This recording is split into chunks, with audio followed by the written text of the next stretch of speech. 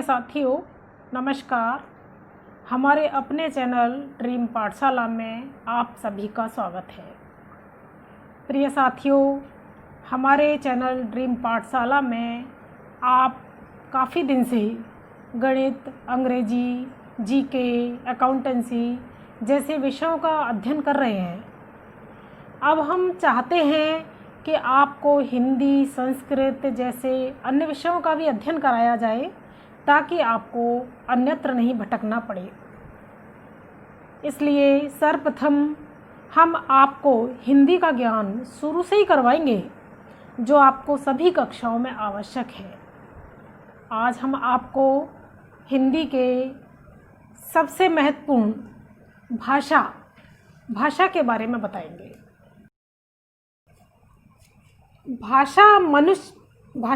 मनुष्य एक सामाजिक प्राणी है और समाज में रहने के कारण मनुष्य को आपस में विचार विनिमय करने अर्थात अपने मन के भावों और विचारों को अभिव्यक्त करने के लिए एक माध्यम की आवश्यकता होती है।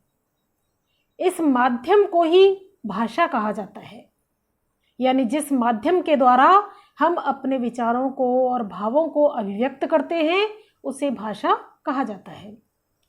अब भाषा दो प्रकार की होती है, मौखिक और लिखित। मौखिक साधारणतया बोलचाल की भाषा को मौखिक भाषा कहते हैं, जिसे हम सामान्य रूप से बोलते हैं उसे हम मौखिक भाषा कहते हैं। जब उच्चारित ध्वनि संकेतों को निश्चित चिन्हों या ध्वनि संकेतों द्वारा लिखकर अंकित किया जाता है तो उसे लिखित भाषा कहते हैं।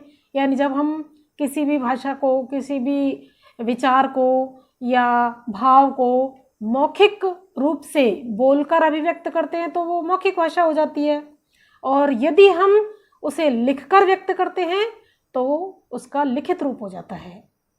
इसके अलावा भाषा के विविध रूप होते हैं।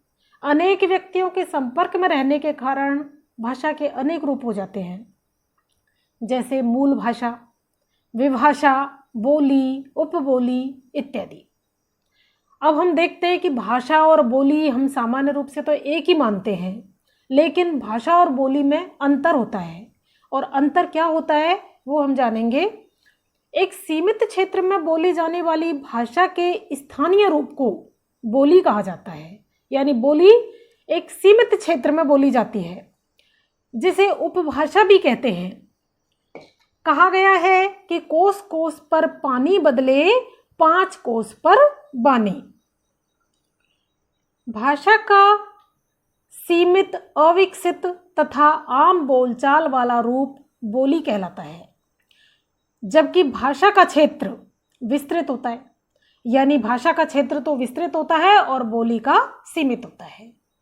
भाषा का व्याकरण तथा शब्दकोश होता है, जबकि बोली का व्याकरण तथा शब्दकोश नहीं होता है। भाषा में साहित्य रचना होती है, जबकि बोली में साहित्य रचना नहीं होती है। इसके अलावा हम देखेंगे कि भाषा और व्याकरण में भी अंतर होता है। भाषा को शुद्ध रूप में लिखने और बोलने से संबंधित नियमों की जानकारी जिससे होती है उसे भाषा का व्याकरण कहते हैं।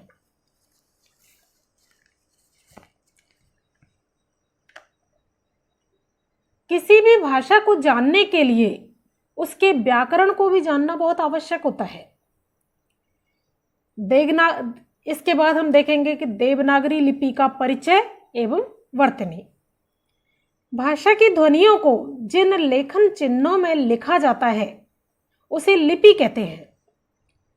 संस्कृत, हिंदी, मराठी, कोंकणी, नेपाली आदि भाषाओं की लिपि देवनागरी है, अर्थात हिंदी की लिपि देवनागरी है। देवनागरी लिपि का निर्धारित मानक रूप स्वर और व्यंजन है।